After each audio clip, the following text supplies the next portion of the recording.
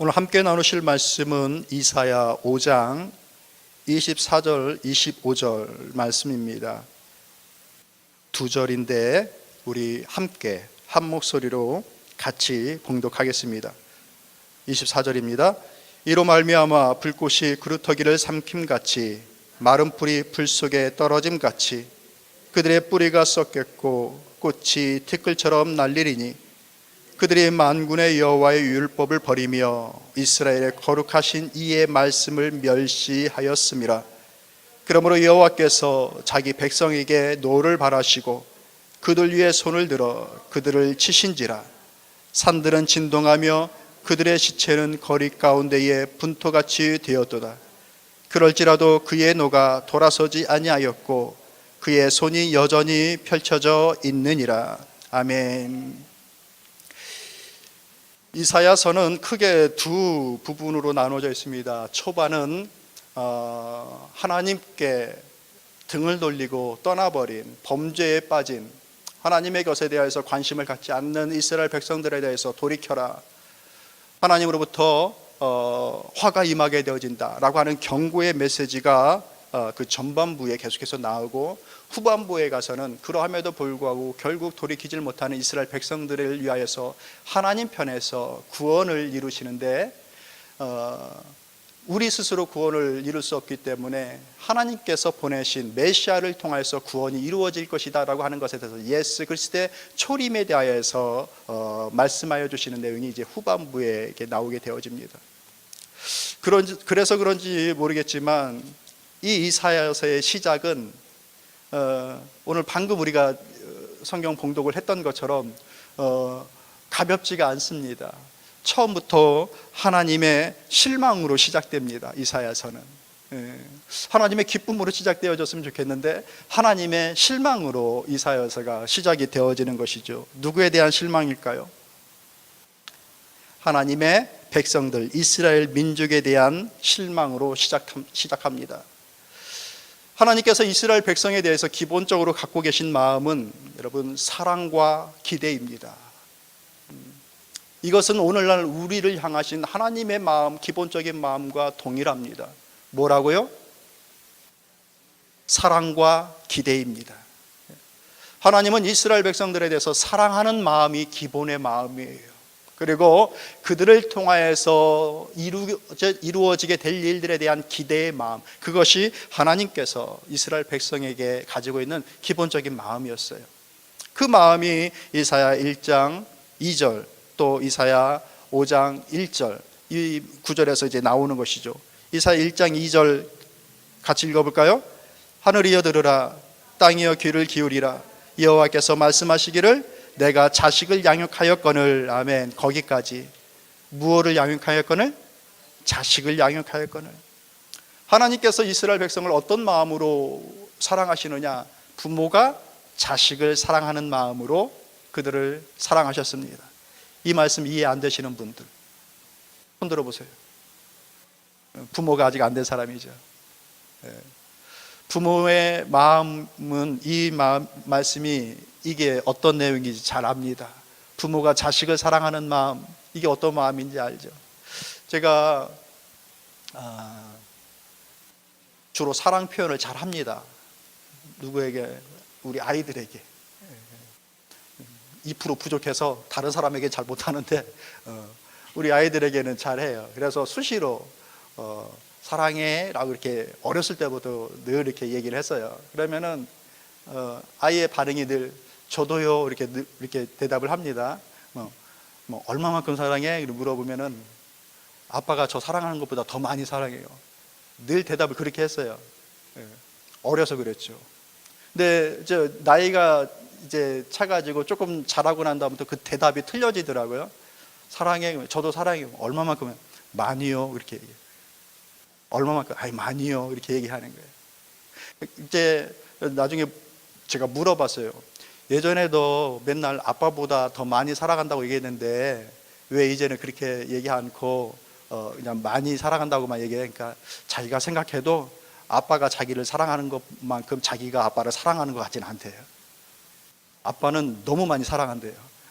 이게 조금 더 크면 이것도 그 말도 안 해줄까 봐 좀 두려운데, 자라나니까 부모님의 사랑이 어떤 건지를 조금씩 이제 아는 것이죠. 제가 이제 우리 세대가 그렇잖아요. 위로 부모님이 계시고 밑으로 자녀가 있잖아요. 그러니까 저를 곰곰이 생각해 봐도 내가 자식을 사랑하는 것만큼 우리 부모님을 그렇게 사랑해 줘야 되는데 그렇게 못해요. 알죠. 우리를 얼마나 사랑하신지를 알죠. 근데 이제 그거에 대해서 좀 감사하는 마음들이 있고 좀 잘 보답해야 되겠다라고 하는 마음은 있어도 자연적으로 흐르는 그 사랑은, 자식을 향한 그 사랑이 훨씬 더 커요. 저만 그런가요? 아니라고 얘기해 주세요. 다 그러시죠. 우리 청년들 부모님이 여러분을 그렇게 사랑하십니다. 이걸 좀 알고. 근데 저는 이해해요. 아이에게 얘기했어요. 너도 크면 엄마 아빠를 사랑하는 것보다 너희들이 자라서 아이들을 낳으면 너희들이 그 아이들을 더 많이 사랑하게 될 거야. 아빠는 그거 이해할 수 있어. 자연스러운 거니까 미안해할 필요 없어 라고 얘기를 했어요. 자연스러운 겁니다. 부모가 자식을 사랑하는 마음은 이 세상에 있는 그 어떤 것과도 비교할 수가 없어요. 아멘입니까? 예. 하나님은 그렇게 이스라엘 백성을 사랑해 주셨습니다. 그래서 5장을 시작하면서 5장 1절 말씀 보면 이런 것이죠. 여러분 같이 읽어볼게요. 나는 내가 사랑하는 자를 위하여 노래하되 내가 사랑하는 자의 포도원을 노래하리라. 내가 사랑하는 자에게 포도원이 있으며 심히 기름진 산이로다. 이스라엘 백성을 포도원으로 비유를 합니다. 그리고 그 이스라엘 백성에게 포도원을 가꾸듯이 그렇게 가꾸어주고 지켜주고 또한 그와 같은 기대감이 있다라고 얘기를 하시는 것이죠. 이 짧은 구절 속에서 그들을 사랑한다라고 하는 것이 3번이나 반복되어집니다. 그리고 2절에 가면 그분이 그들을 어떻게 사랑하고 그들을 어떻게 케어하는지에 대해서 구체적으로 좀 얘기를 해주는 거예요. 2절 말씀을 읽어볼게요. 땅을 파서 돌을 제하고 극상품 포도나무를 심었도다. 그 중에 망대를 세웠고 또 그 안에 술틀을 팠도다. 좋은 포도 맺기를 바랬더니 들포도를 맺었도다. 하나님의 방법은 뭔가, 그 사랑의 모습이 뭔가, 1차적으로 기름진 땅을 확보하십니다. 좋은 땅을 선택을 하시는 거예요. 그들을 위해서. 그리고 그 기름진 땅, 좋은 땅인데 그나마 있는 그 안에 있는 돌들을 제거해 주십니다. 돌들을 다 파내서 없애 주십니다. 그리고 어떻게 했다고 얘기를 합니까? 그리고 그 돌들을 제하고 극상품 포도를 심었도다. 땅이 아무리 좋아도 씨앗이 좋지 않으면 좋은 열매를 맺지 못할 수가 있잖아요. 근데 하나님은 그 좋은 땅에서 그나마 있는 돌들도 다 치우고 아주 극상품 그 종자로 그곳에 심었다라고 일하는 거예요. 그래서 어떻게 합니까? 망대를 세웁니다. 혹시라도 이 포도밭을 망가뜨리는 동물들이 올까봐 망대를 세워서 그 포도원을 보호하십니다. 그리고 뭘 지었다고 얘기를 하셔요? 그 안에 술틀을 팠도다. 포도가 나면 그 포도를 통하여서 포도주를 짜내려고 틀을 만들었다라는 거죠. 뭡니까? 열매를 맺을 것을 기대를 하시는 것이죠. 하나님은 그것처럼 이스라엘 백성들을 위하여서 그분이 할 수 있는 모든 것들을 준비하시고 실행하시고 지켜주시고 기대하는 마음까지 가지신 것이죠. 그런데 그 결과가 어떻게 되었습니까? 맺기를 바랬더니 들포도를 맺었도다. 하나님의 기대와는 상관없이 그 기대를 저버리는 들포도를 맺어버렸다라고 일하시는 거죠. 이와 같은 일들에 대해서 하나님께서 실망하시는 겁니다. 그래서 1장을 시작하면서 아까 그 본문의 말씀으로 다시 돌아가면 1장 2절에 보면 하늘이여 들으라 땅이여 귀를 기울이라 여호와께서 말씀하시기를 내가 자식을 양육하였거늘 그들이 나를 거역하였도다. 거역하였다라고 하는 이 말씀의 뜻은 무엇인가? 등을 돌렸다라는 겁니다. 하나님에게서 돌아서 버려서 등을 돌려버렸다라고 얘기를 것이죠. 말 그대로 하나님을 거역했습니다. 그래서 1장 4절에 가서는 그 사랑스러운 민족이 그들이 하나님의 슬픔이 되어집니다. 슬프다 범죄한 나라요 허물진 백성이요 행악의 총자요 라고 하면서 그 사랑스러운 존재가 하나님의 슬픔이 되어져 버리는 상황이 된 것이죠. 이게 얼마나 안타까운 상황입니까? 그렇게 하나님을 등지고서 그들이 행한 일들, 그것이 이제 5장 8절부터 23절까지의 그들이 이제 구체적으로 어떤 행동, 어떤 삶을 살았는지가 이제 8절부터 23절까지가 나오게 되어지는 거예요. 마치 이것은 하나님으로부터 복을 얻고 하나님으로부터 은혜를 얻기를 기다리며 서 있는 자들이 아니라 하나님이 예비하신 벌을 받고자 그것을 기다리고 있는 사람들과 같은 삶을 살게 됩니다. 오늘 말씀의 제목이 무엇입니까? 무엇을 기다리십니까? 입니다. 여러분, 우리는 무엇을 기다리며 살고 계십니까? 하나님으로부터 은혜를 기다리며 살고 계십니까? 아니면 하나님께서 어쩔 수 없이 마련해 놓은 그 벌을, 화를 기다리며 살고 계십니까? 적극적으로 화를, 벌을 기다리면서 살아가는 사람은 아무도 없겠죠. 그죠? 무슨 그런 인생의 목표가 있습니까? 그렇게 살 수가 없는 거죠. 우리 하나님의 은혜를, 하나님으로부터 오는 좋은 것들을 기다리며 살아야 되지 않겠습니까? 아멘입니까? 그러니까 오늘 이 말씀을 보면서 어떤 경우에 하나님으로부터 화가 오게 되어지는지를 잘 살펴볼 수 있기를 바랍니다. 그래서 이것을 반면교사 삼아서 화의 자리에 서 있지 아니하고 은혜의 자리에 서서, 은혜의 길에 서서 하나님으로부터는 그 은혜를 힘입는 저와 여러분이 다 되시기를 주님의 이름으로 축복합니다. 먼저 결론적으로 하나님의 실망이 임하고 그들은 역사적으로 하나님의 심판을 받습니다. 25절 말씀 여러분들 읽어볼게요. 25절 말씀 다시 한번 읽습니다. 시작. 그러므로 여호와께서 자기 백성에게 노를 바라시고 그들 위에 손을 들어 그들을 치신지라. 산들은 진동하며 그들의 시체는 거리 가운데 분토같이 되었도다. 아멘. 거기까지. 어떻게 됩니까? 산들이 진동하고 그들의 시체가 거리에 분토처럼 되어졌다. 그 분토가 되어졌다는 건 뭐냐면 쓰레기 더미를 말하는 겁니다. 그들의 시체가 길거리에 쓰레기처럼 쌓여졌다라고 합니다. 역사적으로 이스라엘은 이제 후에 유다, 지금 이사야는 유다를 중심으로 지금 말씀을 전하고 있는 것인데, 북이스라엘과 유다는 아시리아와 바벨론에게 침공을 당하고 많은 사람들이 죽임을 당하고 포로로 끌려갑니다. 기술자들, 귀족들, 그냥 허름하고 남루한 사람들만 겨우 이스라엘에 남습니다. 민족 자체의 어떤 귀중한 것들은 다 빼앗겨 버립니다. 말 그대로 진동하고 말 그대로 시체가 산더미처럼 쌓이게 되어집니다. 여러분 혹시 쉰들러 리스트라고 하는 영화를 보셨어요? 아마 그때도 아마 그 정도의 상황들은 벌어지지 않았을까.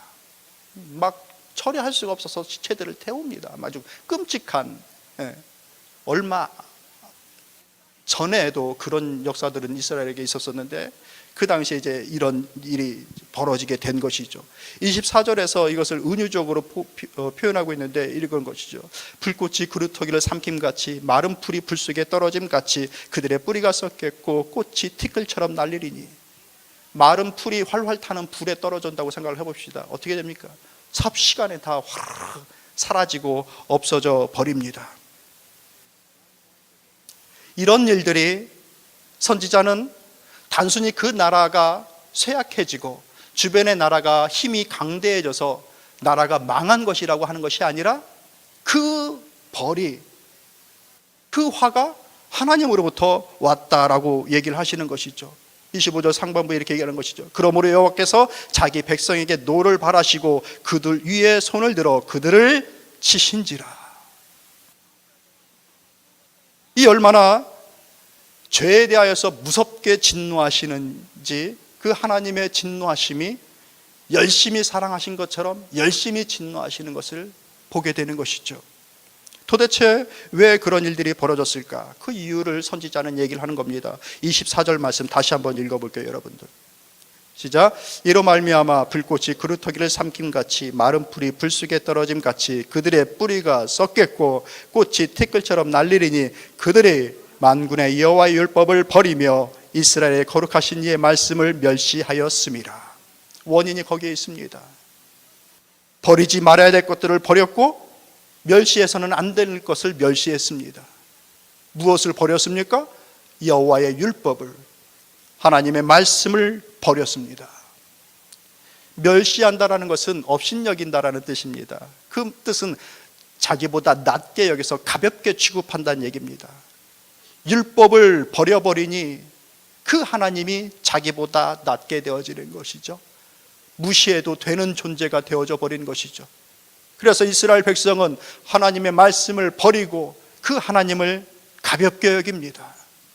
그렇게 그와 같이 하나님을 자기보다 낮은 자로 하니 그 안에서 하나님을 제대로 섬김이 어떻게 가능하겠습니까? 결국에는 그들의 삶이 하나님으로부터 오는 화를 만나게 되어집니다. 그래서 선지자는 8절에서부터 23절까지 화로다 화로다 하면서 이와 같은 삶이 곧 하나님으로부터는 화가 그 결과를 만들어낸다라고 하면서 얘기를 해주십니다. 8절 한번 읽어볼까요? 같이 있습니다.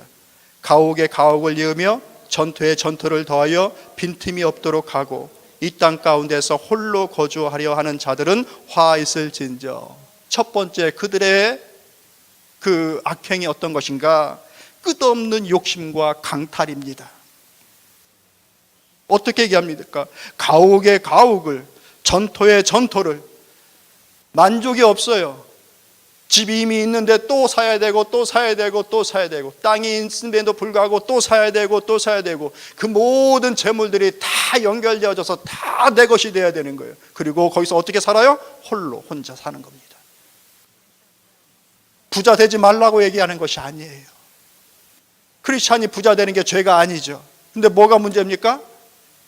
홀로 살겠다는 얘기예요. 자기 혼자 그렇게 욕심부리고 더하고 다른 사람 걸 강제로라도 뺏고 하는 것이 이스라엘 백성들의 삶이었습니다.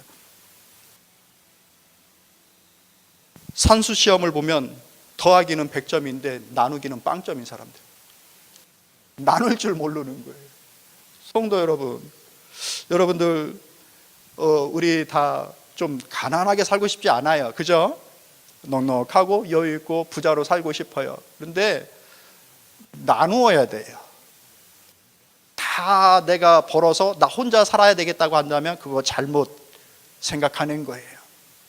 왜냐하면 재물이라는 것이 열심히 번다고만 해서 쌓이는 게 아니잖아요. 나가는 구멍이 좀 막혀 있어야 그게 쌓이는 거잖아요. 열심히 벌었는데 뒤로 다 나가, 뭐 더 많이 나가, 그러면 아무리 많이 벌어도 부자가 될 수가 없어요. 하나님께서 그렇게 심판하신다고 얘기하십니다. 9절 말씀 읽어볼게요. 시작. 만군의 여호와께서 내 귀에 말씀하시되 정령이 허다한 가옥이 황폐하리니 크고 아름다울지라도 거주할 자가 없을 것이며. 아무리 집이 커도 하나님께서 거기서 살 수 없게끔 만들어버리면 살 수 없는 겁니다. 돈 열심히 벌어놓고 그곳에서 살 수 없으면, 없게 만들면 살 수 없는 거예요. 그런 게 뭐 영화 속에서만 이루어지는 일인가요? 아니에요. 실제로 그런 일들은 언제든지 우리의 삶에서 벌어집니다. 열심히 모아놨는데 하나도 못 쓰고 돌아가시는 분들 많습니다. 많이 벌고 많이 모으는 것만 중요한 것이 아니라 물질이 사람보다 중요한 것이 아니에요. 그것을 잘 쓰고 그것을 가지고서 하나님의 기쁨이 되어지는 것이 더 중요합니다. 잘 모아서 나도 잘 살고 내 자손에게도 잘 물려줘야죠. 목사님 무슨 소리 하는 겁니까? 요즘 같은 시대에. 물려줄 수 있으면 좋죠. 물려줄 재물 있으면 좋죠. 그런데 재물뿐만 아니라 좋은 정신과 생각을 물려주질 않으면 그것이 자신의 자식들을 잡아먹습니다. 그 자식들을 망가뜨립니다. 한두 명이 그런 것이 아닌 거죠. 재물을 모으는 것만, 더하는 것만 문제가 아니라 나누는 것이 지혜이고 하나님의 뜻입니다. 10절 말씀 읽어볼게요. 열흘 가리 포도원에 겨우 포도주 한 바트가 나겠고 한 호멜의 종자를 뿌려도 간신히 한 에바가 나리라 하시도다. 무슨 말씀입니까? 그 넓은 포도, 열심히 해서 그 넓은 포도원을 만든 거예요. 그래서 소가 열흘 동안 갈아야 될 정도의 규모인 것이죠. 그런데 그 소독물이 뭐라고 얘기합니까? 겨우 한 바트라고 얘기하는 거예요. 이 한 바트라고 하는 것이 6갤런. 소가 열흘 동안 갈아야 되는 밭에서 포도주를 6갤런을 얻었다고 생각해 보십시오. 안 하는 게 낫죠. 밭 뒤집어야 돼요, 그런 밭은. 이런 결과가 올 수 있는 거죠. 뭡니까? 또 한 호멜의 종자를 뿌려도 간신히 한 에바를 얻게 된다. 호멜이라고 하는 이 단위는 한 당나귀가 질 수 있는 짐의 양이에요. 그래서 한 230리터 정도의 곡물인데 그 종자를 뿌렸다고 얘기했어요. 근데 한 에바는 바구니예요. 종자를 두 가마니를 뿌렸는데 종자예요. 씨앗을 두 가마니를 뿌렸는데 얻은 게 한 바구니가 되는 거예요. 이건 우리가 끝없이 노력하고 욕심을 부린다고 해서 채워지는 것이 아니라 하나님께서 은혜를 주시고 복을 주실 때에 그 쓰임에 맞게끔 허락하시는 하나님의 길이 있음을 우리 믿읍시다. 이스라엘 백성은 더할 줄만 알았어요. 그래서 자기 것도 욕심부리고 남의 것도 욕심부려서 빼앗습니다. 그리고 홀로 그렇게 잘 살고자 했어요. 그런데 그 결과 그 나라가 망해버리는 거죠. 관리들이 그렇게 살아가니까. 11절 12절 읽어봅시다. 시작. 아침에 일찍 일어나 독주를 마시며 밤에 깊도록 포도주에 취하는 자들은 화 있을진저 그들이 연회에는 수금과 비파와 소고와 피리와 포도주를 갖추어도 여호와께서 행하시는 일에 관심을 두지 아니하며 그 손으로 하는 일을 보지 아니하는도다. 아멘. 끝없이 쾌락과 즐거움을 쫓아가는 삶입니다. 자신들의 쾌락과 즐거움을 위하여서는 모든 것들을 동원하고 그렇게 열심을 냅니다. 아침부터 저녁까지 자신들의 즐거움을 쫓아서 살아갑니다. 어떤 수단과 방법이라도 가리지 않는 것이죠. 그런데 그러면서도 하나님의 행하시는 일에 대해서는 전혀 관심을 갖지 않는 겁니다. 우리의 삶이 행복해야 됩니다. 아멘입니까? 즐거움이 있어야 됩니다. 일만 한다고 잘 사는 거 아니잖아요. 그죠? 건강하고 행복하고 즐거워야 되잖아요. 그런데 하나님의 일에 대해서 전혀 관심 없이 내 즐거움만 찾는 것 또한 옳게 살아가는 것이 아닌 겁니다. 내 즐거움과 하나님의 영광이 하나님의 뜻이 연결되어져 있어야 됩니다. 하나님에 대하여서는 전혀 무관하고 자기 즐거움만 찾는다고 한다면 그 또한 자신을 망치는 일이 되지 않겠습니까? 18절에서부터 19절까지의 말씀을 같이 읽어볼게요. 거짓으로 끈을 삼아 죄악을 끌며 수레줄로 함같이 죄악을 끄는 자는 화 있을진저 그들이 이르기를 그는 자기의 일을 속속히 이루어 우리에게 보게 할 것이며 이스라엘의 거룩한 이는 자기의 계획을 속히 이루어 우리가 알게 할 것이라 하는도다. 이 사람들은 무엇인가 하면은 죄의 길로 다른 사람들을 끌어들이는 자들입니다. 자신만 죄의 길에 있는 것이 아니라 괜찮다라고 하면서 다른 사람도 죄의 길로 끌어들이는 사람들입니다. 유진 피터슨이라고 하는 분이 있는데 이분이 메시지 성경을 하면서 현대인의 그 말로 성경을 쭉 의역을 했어요. 그래서 조금 이해하기가 쉽습니다. 그분은 이 부분을 이렇게 의역을 했습니다. 거짓으로 악을 팔고 죄를 한 트럭씩 시장에 내다 파는 너희, 하나님은 대체 뭐 하고 계시나? 우리가 볼 수 있게 좀 움직여 보시라고 해봐. 이스라엘의 거룩하신 분이라고 하는 그가 대체 뭘 하려고 하는지 알고 싶다. 이렇게 이제 말을 한다라는 얘기죠. 이런 사람들의 특징은 다른 사람들도 제 길로 데려오는 사람들이고 하나님에 대하여서 업신여기는 사람들입니다. 업신여긴다라고 한 거 아까 좀 말씀드렸죠.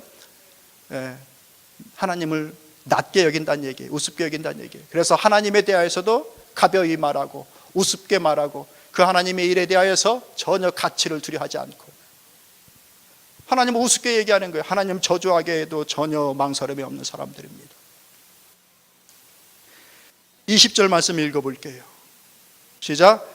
악을 선하다 하며 선을 악하다 하며 흑암으로 광명을 삼으며 광명으로 흑암을 삼으며 쓴 것으로 단 것을 삼으며 단 것으로 쓴 것을 삼는 자들은 화 있을진저. 무엇입니까? 가치를 전도시키는 겁니다. 말을 뒤집어서 하는 자들입니다. 옳은 것을 그르다 얘기를 하고 잘못된 것을 옳다라고 말을 하는 사람들입니다. 오늘날 미국 사회와 또 전 세계적으로 이와 같은 일들은 이미 벌어지고 있습니다. 성경적으로 전통적인 가족에 대하여서 그들은 이미 그것을 강조하는 것에 대하여서 그것이 잘못됐다라고 얘기를 하고 있습니다. 한 아빠와 엄마가 되어지는 자연적인 일들조차도 그것을 강요하지 말라고 얘기하고 있습니다. 어떤 사람은 정의란 무엇인가라는 책을 쓰면서 사람들의 정의라는 것이 각자의 형편에 따라서 이 사람에게는 이것이 정의가 되어지고 이 사람에게는 또 이것이 정의가 되어진다라고는 그 정의의 모순에 대해서 얘기도 하였습니다. 오늘날의 사람들이 지금 그렇게 살고 있습니다. 옳은 것에 대하여서 그것이 옳지 않다라고 자신 있게 말을 하기도 하고 옳지 않은 것을 옳다라고 사람들의 힘을 모아서 그와 같은 일들도 벌이고 있습니다. 그런 악행들, 이스라엘 백성이 마치 그랬던 것이죠. 자신들만 망치는 것이 아니라 그 당시 그들은 우상을 숭배하면서 이것이 괜찮은 일이다라고 많은 사람들을 설득합니다. 여호와 하나님의 성전이 있고 하나님을 예배드리는 수많은 사람들이 있음에도 불구하고 우상을 섬기는 자들이 우상 섬기는 일들이 전혀 잘못된 일이라고 안 하면서 같이 그것을 행합니다. 하나님의 것이 어리석은 것이 되어지고 그들의 악행이 필요와 또 의로운 것이 되어져 버리는 그와 같은 일들을 만들어 버렸습니다. 그것이 그들의 죄였습니다. 21절 말씀을 읽어볼게요. 시작. 스스로 지혜롭다 하며 스스로 명철하다 하는 자들은 화 있을진저. 뭡니까? 자만입니다. 어떤 자만? 정말 잘나서가 아니라 자기들 보기에 잘난 사람들인 겁니다. 자기 보기에 지혜로운 사람들인 겁니다. 이런 사람들 참 많습니다. 이런 사람들에게는 스승이 없습니다. 이런 사람들을 가르칠 수 있는 훈계를 할 수 있는 사람이 없습니다. 왜냐하면 그 어떤 누구도 스승으로 여기지 않으니까요. 그 어떤 누구의 얘기도 경청할 이유가 없다라고 여기니까요. 왜? 내 생각이 다 옳으니까. 그것들은 다 엉터리들이니까. 자기가 더 똑똑하니까. 하나님 앞에 이것이 악이라. 세상의 일들은 모르겠습니다. 그러나 신앙적인 부분조차도 이런 생각으로 하나님을 대한다라고 한다면 거기에는 답이 없는 겁니다. 신앙적인 부분에 있어서 우리는 늘 배우는 자이고 스승에 대해서 경청하고 그 말씀에 대해서 새로운 마음을 가질 것을 기대하고 있어야 됩니다. 할렐루야. 그리고 22절, 23절 말씀 여러분 읽어볼게요. 시작. 포도주를 마시기에 용감하며 독주를 잘 빚는 자들은 화 있을진저. 그들은 뇌물로 말미암아 의인에게 그 공의를 빼앗는도다. 아멘. 악을 저지르는 일들에 대하여서는 영웅심을 가지고서 열심을 내는데 정작 자신들의 책임에 대하여서는 그릇 판단하고 그릇 판결을 하는 모습들입니다. 이것이 이사야 선지자가 화 있을진저 이런 길에 섰을 때에 하나님으로부터 화가 오게 되어진다라고 하는 메시지이고 경고입니다. 그들은 이 말씀을 듣질 않습니다. 그래서 결국은 그들이 하나님께서 예비하신 그 화의 길로 들어가고 맙니다. 오늘 저는 여러분께 물을게요. 여러분들은 여러분의 그 인생 끝에서 혹은 우리의 삶의 과정 속에서 무엇을 만나기를 기대하면서 살아가고 계십니까? 하나님의 은혜입니까? 하나님의 화입니까? 하나님의 은혜이기를 축복합니다. 이 말씀을 보면은 부를 누리는 거, 즐거움을 누리는, 행복을 누리는 거, 사람들 간의 관계, 가치관, 또 내게 주어진 책임, 이와 같은 일들에 대한 그들의 태도였거든요. 이것을 돌이켜보면 우리의 삶에 그대로 똑같이 우리도 여기 이 속에서, 이 틀 속에서 살아가고 있는 것입니다. 근데 그들이 어떻게 하여서 그런 자신들에게 삶에 온 것에 대하여서 하나님의 기대를 저버리게 되어졌다라고 말씀을 드렸습니까? 24절의 말씀이었었죠. 뭡니까? 버리지 말아야 될 것을 버렸어요. 멸시하지 말아야 될 것을 멸시했습니다. 뭘 버렸어요? 하나님의 말씀, 하나님의 율법, 하나님의 법을 버렸어요. 내 인생과 크게 중요한 것이 아니란 얘기죠. 그것을 버리니 그 하나님이 존귀한 자가 아니죠. 맞습니까? 하나님이 말씀이 있어야 그분이 하나님이 존귀한 자가 되는 겁니다. 그 하나님이 우스우니 하나님의 법이 아무것도 내 삶에 영향을 주질 않습니다. 그러니 내가 원하는 대로 삽니다. 그렇게 잘 살아서 생애 결과가 좋으면은 괜찮죠. 그런데 그 결과의 뒤에 그와 같은 벌이, 화가 임하게 된다면 얼마나 불행합니까? 말씀을 정리하도록 하겠습니다. 서두에 말씀을 드렸듯이 하나님께서 이스라엘 백성을 향한 기본적인 마음은 사랑과 기대입니다. 그 사랑이 어떤 사랑인가?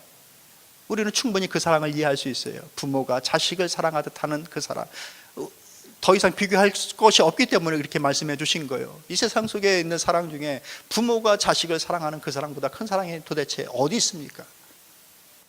그건 너무나도 자연스러운 것이죠. 그 사랑으로 우리를 사랑하십니다. 그리고 그 하나님은 우리에 대하여서, 사랑에 대하여서 기대를 가지고 계십니다.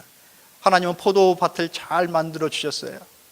돌들을 다 치워주시고 좋은 것들을 심어주시고 망들을 세워 우리의 삶을 워첩하십니다. 그러면서 포도주 틀을 만들어 심어 놓으셨어요. 열매를 기다리고 계시는 거예요. 열매 맺으면 그거 짜서 만들기를 원하시는 거죠. 사랑하는 성도 여러분, 우리는 하나님의 것, 버리지 말 것을 버리지 맙시다. 할 수 있겠습니까? 늘 붙잡고 살아갑시다.